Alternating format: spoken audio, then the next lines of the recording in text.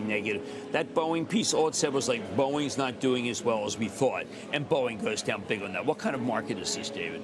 What kind of market is this, Jim? I'll ask you. It's a market that says to me that we are so negative that be careful, things could rally. That's what I'm saying. That's what I'm saying. It's too negative. You can't have the same pieces of research come out every day and the stock drops the same amount every day because of pieces that we already know. That doesn't stand up under close scrutiny. Okay. That's it. Okay. I'll accept that. I'll accept that. And if that's enough to create a runner, just can't.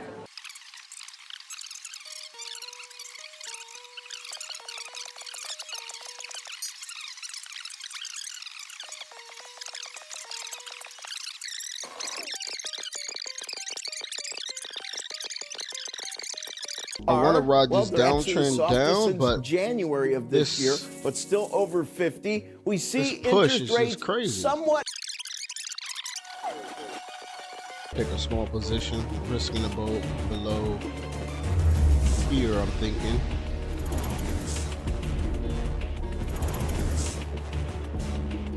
Right here. I'd like to really get above this level here to show that we're making newer highs. Let's see.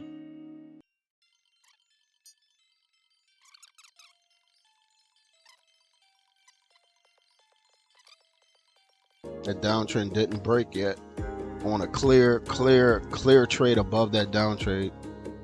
I mean, that downtrend.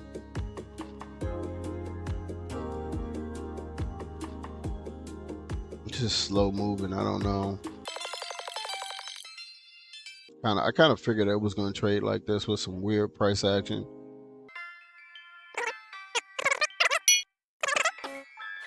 I'm taking this trade. And Lucid in there as well. Intel, Align, Illumina, as it obviously has been a tough week for certain sectors of the market and the market at large. Grab right now, one though, put. holding on to 43.40 roughly, and stop trading with Jim is up next. My stop is going to be above this line here. Let's see how this plays out. So that's a trade right there. We're up. This price action is super weird. I need to break these areas right here. We're making newer lows, so we're up 14% right now. I didn't take a lot of contracts because we had limited buying power, but I took one contract, so.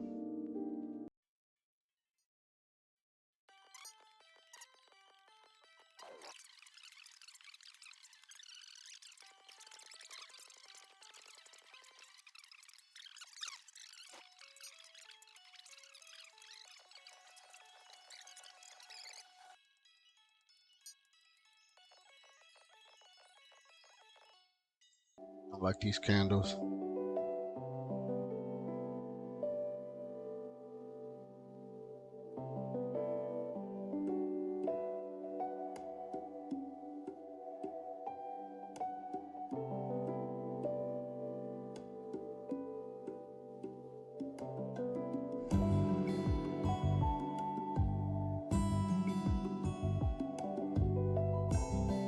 That break a trend. Getting out.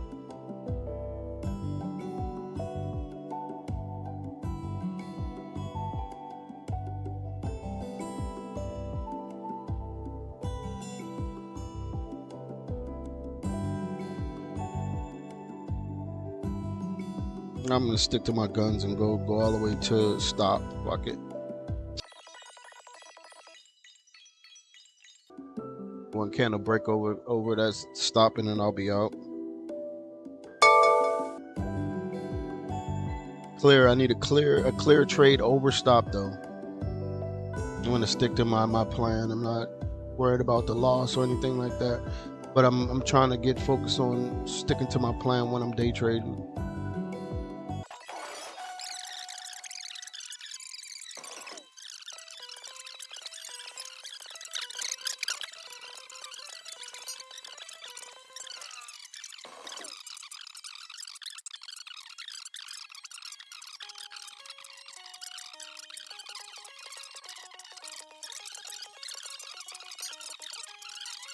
forecast I'm is. out. And it's that hawkish $18 forecast, loss. as you know, that freaked everybody And then out. you're And then gonna, there's this oh other my idea God, that do we're not talking about, which do is the idea this. that the neutral rate may Bro. be higher for longer, and that's an additional challenge to the stock market above and beyond whatever the Fed does this year or next year. The idea that you could be talking about, we had John Taylor on yesterday on the exchange, That's better. talking about, I don't know, maybe a 3.5 or a 4% long run neutral rate. So you got to factor that into your investment thesis as you look at the risks ahead. I'm Small interested, loss. Steve, in this line from Collins. The cash levels are returning to pre-pandemic normals. Households, businesses expected to become more sensitive to rates. Kind of rhymes with what B of A said earlier in the week, that consumers are showing interest in borrowing more. And the line from Ken Griffin that you would expect some of this now to bite in ways it hasn't in the past.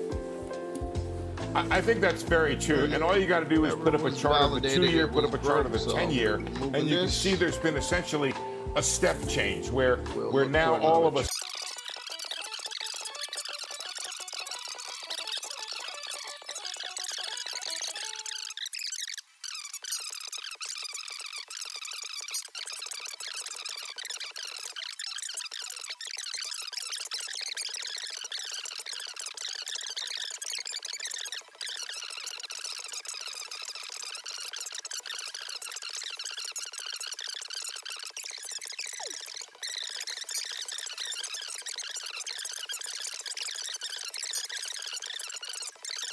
We had to break. Here's our roadmap for the rest of the hour. High hopes for the IPO market, but recent debuts are slumping. Right, so is the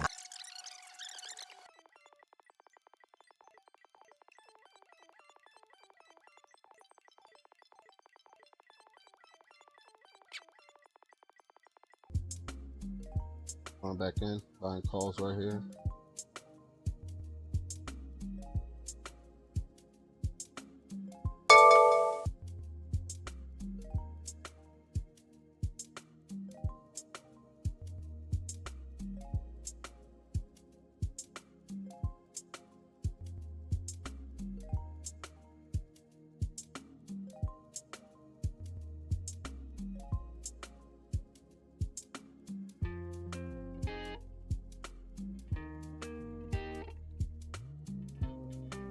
Absolutely.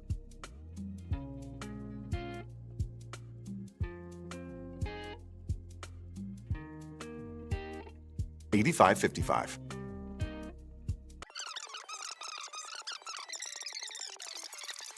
As beat today. We're just a few of the CEOs and business leaders behind the big IPOs of the last week and a half, whose stocks have really stalled out despite rallying on their respective first days. You've got ARM pricing at $51 a share, now trading below that at $50.84 each. And I don't know if you guys saw this whole tweet from Bill Ackman. He talked mostly about his short bet on treasuries, but embedded in there was a sentence, and I think it kind of encapsulates what a lot of people are talking about with regard to this IPO market, where he says, imagine trying to do a massive IPO where the underwriter, insiders, and short sellers, that's kind of the key there, are all selling at once, competing to hit every bid on the way down while the analysts downgrade their ratings to sell. So there's kind of a confluence of factors afoot here. You know, David, you've pointed out the small float a number of times. For all of them, actually.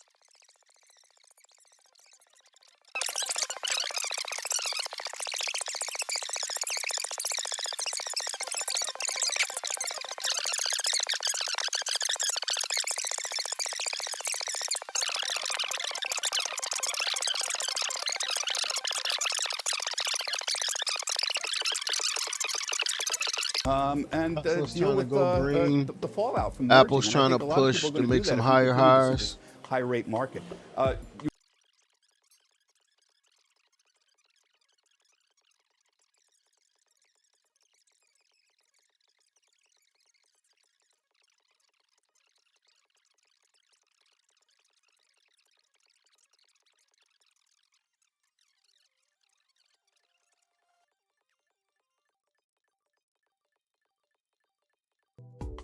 Strong push. I like that. Like that hold and then that strong push.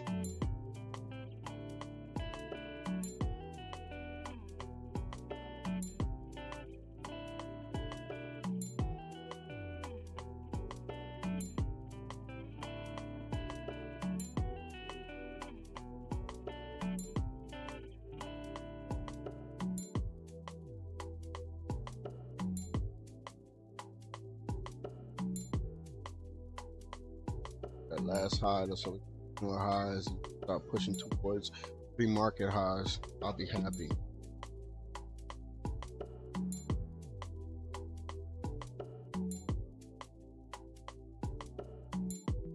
Line if possible. This previous day highs.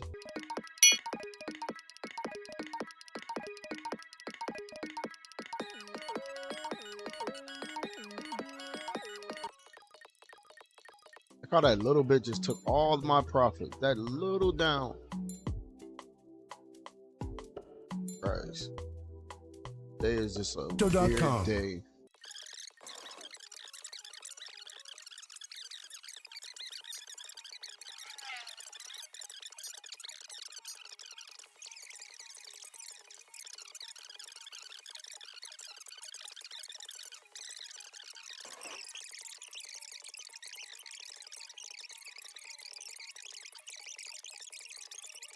Turning to the week in crypto, Bitcoin failing to recapture that 27K level this week after selling off following the Fed's decision on rates. Some point to growing risk aversion across the street, of course, and strengthen the dollar as some headwinds for a rebound. Second largest crypto currency. I always thought crypto Ether, would work better in this economy. I don't know it continues to underperform Bitcoin, up more than 60% on the year, though, versus Ether up a little more than 30.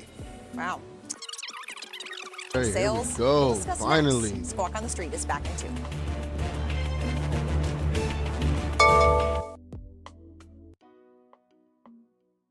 Come on, no, break the trend. Come on. Okay.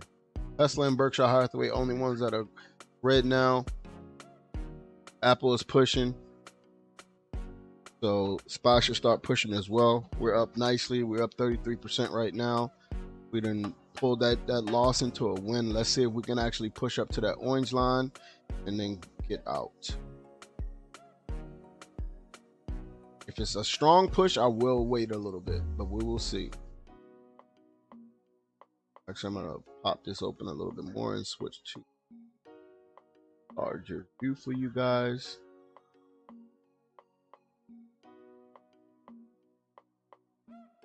Okay, so we're in a larger view now.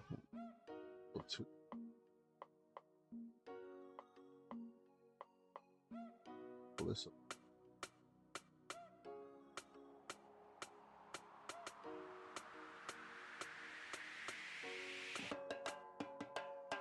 We push right to this line right here, which is previous highs.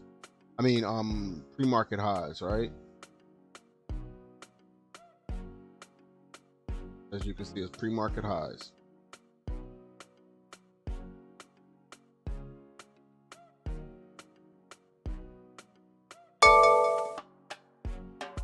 Push over that.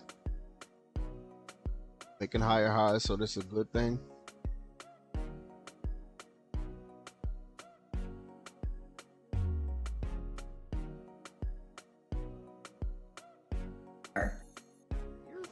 Busy morning regarding the Fed. Let's get back to Steve Leisman with more news. Hey, Steve. Turn this down a little bit. Yeah, another Fed official speaking now after the meeting. Fed Governor Bowman saying she expects it will be appropriate to raise rates further and hold them at restrictive levels for some time. That's the push we need right there. Let's go. Who said they should still be thinking about it. Bowman is more positive that needs to be done.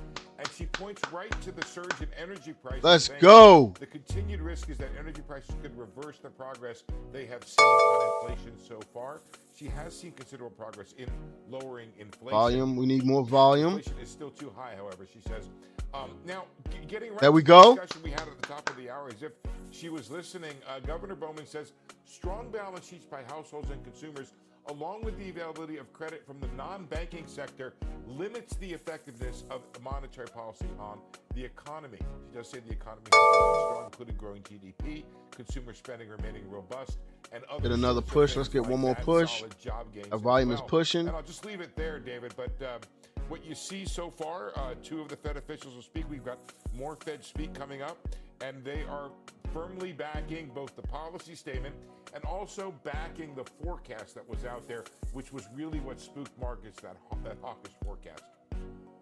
No doubt it definitely give me more volume. gave there the we markets go. pause yesterday, as we saw. Okay, so this wants to push. Apple's latest We're iteration gonna of let the it iPhone push. officially hitting store shelves around the world today. You can take a look there. Tim Cook. That was earlier this morning. He's outside what was the flagship Apple store outside the old GM building in Midtown Manhattan. This is the tech giant faces continued. Volume is pumping in. Let's go. That's what I like to see. Was there with Cook this morning. He joins us with some details. Give me more volume, more volume, more volume. Hey, David, yeah, lots of cheers there. There's still lines. I got here before 5 a.m. today, and there was a line around the block. And it's There we still go. around the There block. we go. Look, it's There all we here go. right now, but the pressure There we is on go. the iPhone 15 lineup to return Apple to sales growth. No.